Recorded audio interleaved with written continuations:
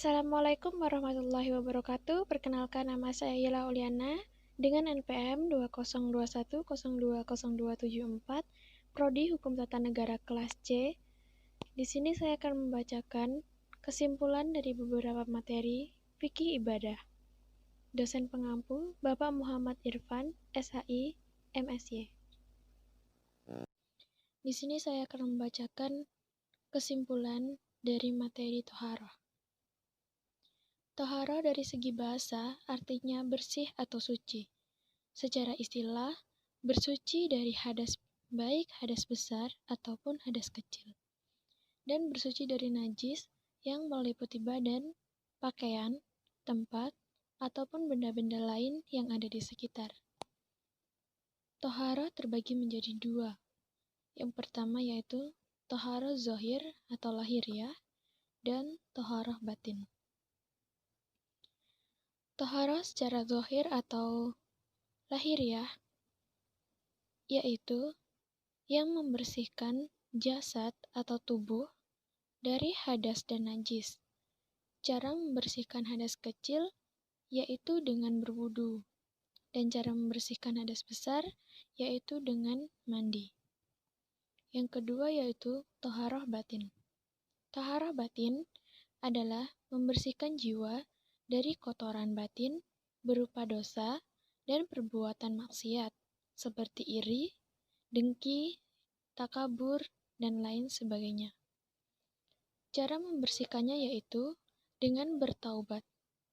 Bertaubat nasobah, yaitu memohon ampun dan berjanji untuk tidak mengulanginya lagi. Selanjutnya ada macam-macam alat toharoh.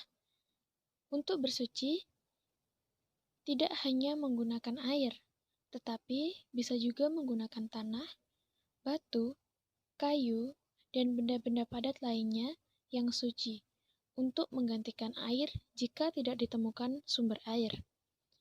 Adapun macam-macam air yang digunakan untuk bersuci, yaitu air mutlak.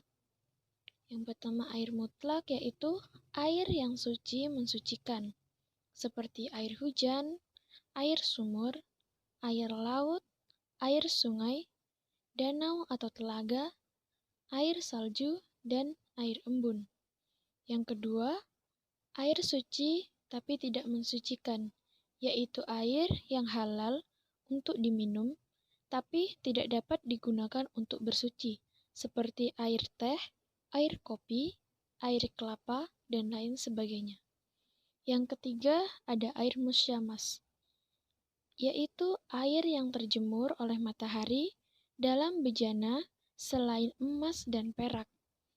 Air ini makruh digunakan untuk bersuci. Yang keempat, air mustakmal adalah air yang sudah digunakan untuk bersuci dan tidak boleh digunakan kembali. Yang kelima, ada air mutanajis, adalah air yang sudah terkena najis, baik yang sudah berubah rasanya, warnanya, dan baunya, maupun yang tidak berubah dalam jumlah yang sedikit, yaitu kurang dari 2 kulah atau setara dengan 270 liter menurut ulama kontemporer. Selanjutnya, kesimpulan dari materi imsak dalam puasa. Secara etimologi, puasa yang dalam bahasa Arab berarti syam atau saum, sama artinya dengan imsak yang berarti menahan. Puasa secara etimologi yakni menahan diri pada siang hari dari hal-hal yang membatalkannya, disertai niat sejak terbit fajar hingga terbenamnya matahari. Yang membatalkan puasa adalah memenuhi syahwat perut dan hawa nafsu lainnya. Secara sosiohistoris, imsak adalah penanda waktu, yakni sejak usai makan sahur sampai azan subuh dikumandangkan. Sepanjang waktu imsak, kita masih boleh makan dan minum. Dalam bahasa kita, sesudah azan subuh, aktivitas yang menahan bukan dinamakan imsak, tetapi dinamakan syam atau saum. dalam artian lain puasa itu sendiri. Hukum makan sahur ketika sudah masuk waktu imsak adalah boleh. Karena awal waktu puasa adalah saat terbit fajar atau waktu subuh dan bukan pada saat imsak dikumandangkan.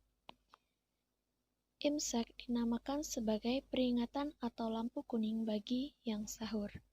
Diterangkan bahwa waktu puasa dimulai dari terbitnya fajar shadiq atau fajar kedua sampai tenggelamnya matahari. Selanjutnya kesimpulan dari materi yang terakhir yaitu zakat. Zakat merupakan rukun Islam yang keempat.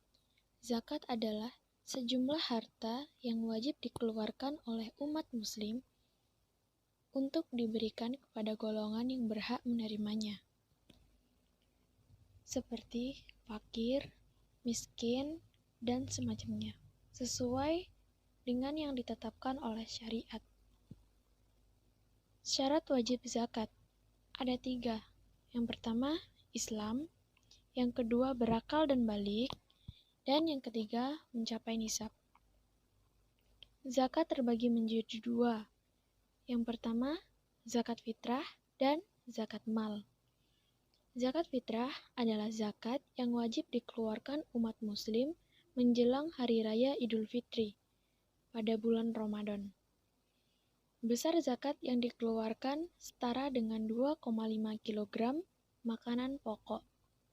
Yang kedua, zakat mal adalah zakat kekayaan yang harus dikeluarkan dalam jangka waktu 1 tahun sekali yang sudah memenuhi nisab atau mencakup hasil perniagaan, pertanian, pertambangan, hasil laut, hasil ternak, emas, perak, serta hasil kerja keras, masing-masing memiliki tipe atau perhitungan tersendiri. Orang-orang yang berhak menerima zakat. Yang pertama, fakir. Fakir adalah orang-orang yang memiliki harta, namun sangat sedikit. Orang-orang ini tidak memiliki penghasilan, sehingga jarang memenuhi kebutuhan sehari-hari dengan baik. Yang kedua, miskin. Miskin di atas fakir. Ada orang-orang yang disebut miskin. Mereka adalah orang-orang yang memiliki harta, namun sangat sedikit. Penghasilannya sehari-hari hanya cukup untuk memenuhi makan, minum, dan tidak lebih dari itu. Yang ketiga, ada amil.